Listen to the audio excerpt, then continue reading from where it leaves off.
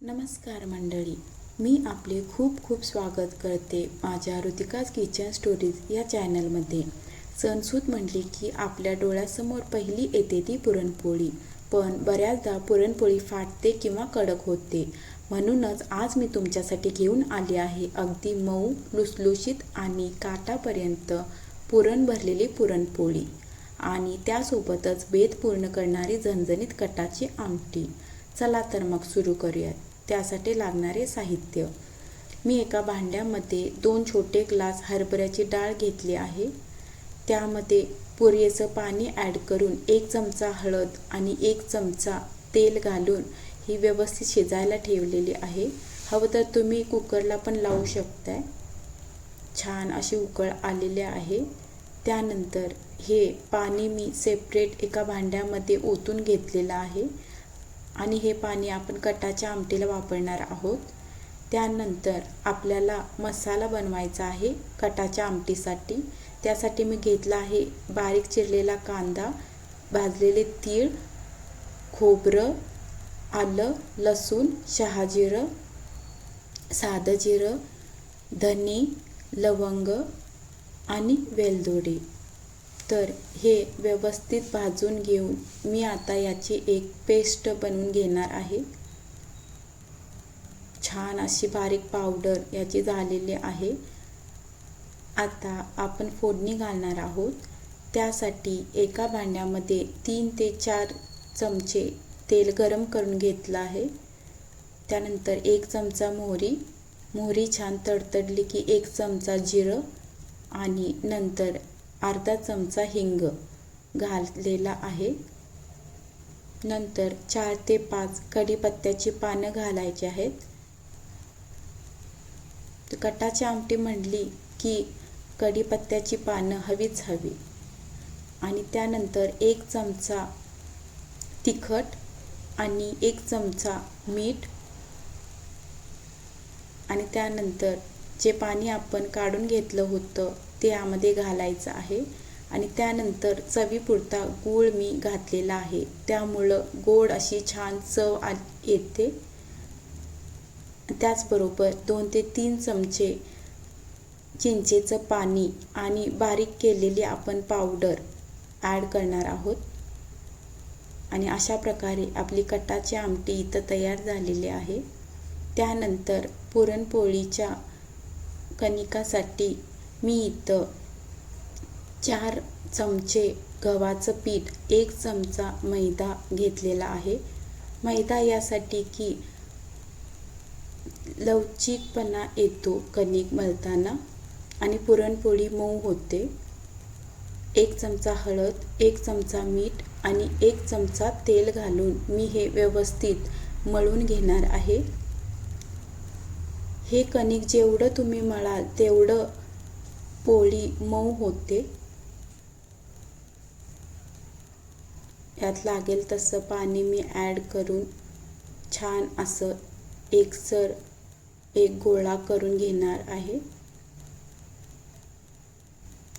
हळद घातल्यामुळं पिवळा असा कलर छान आलेला आहे. त्यामुळं दिसताना पोळी छान दिसते. तर आता आपलं कणिक मळून झालेलं आहे.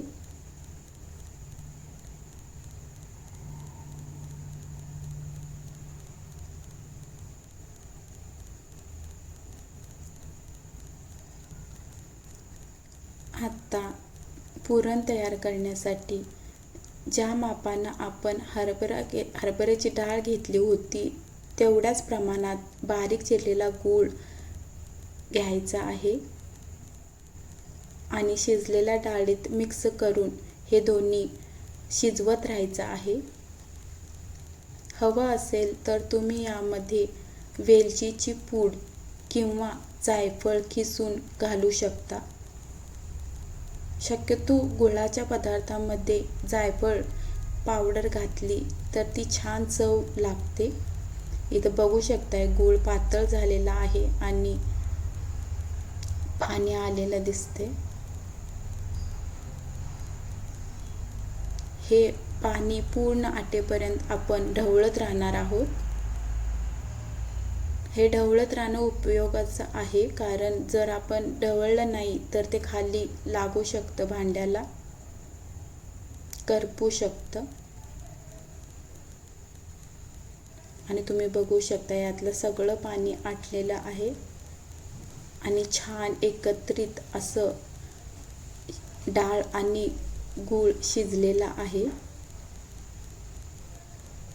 आता हे थोड्या वेळासाठी थंड करून नंतर हे मिक्सरमध्ये आपण बारीक वाटून घेणार आहोत.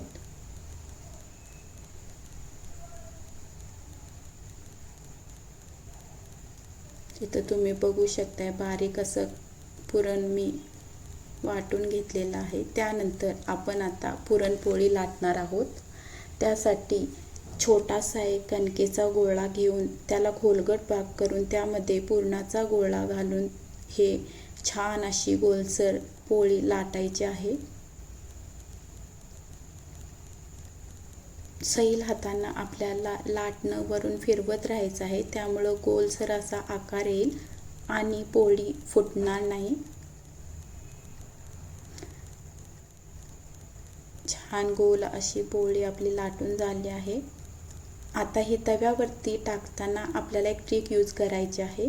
ही हळूच आपल्याला लाटण्यावरती घेऊन तव्यावरती टाकायची आहे, त्यामुळे आपली पोळी फाटणार नाही.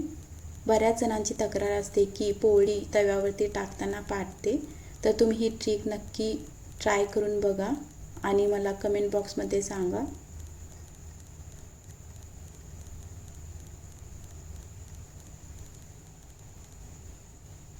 आता पोळी एका बाजूनं भाजलेली आहे, आता ही परतायची आहे. तुम्ही इथं बघू शकताय जे एक्स्ट्रा पीठ लागलेलं होतं ते मी टिश्यू पेपरनं पुसून घेतलेलं आहे. आणि अशा प्रकारे टम्म फुगणारी आणि मऊ लुसलुशीत पोळी तयार झालेली आहे. तर तुम्ही पण ही पुरणपोळी आणि कटाची आमटी रेसिपी नक्की ट्राय करा. तुम्हाला हा व्हिडिओ कसा वाटला ते मला कमेंट बॉक्समध्ये नक्की सांगा आणि माझ्या चॅनलला सबस्क्राईब करा.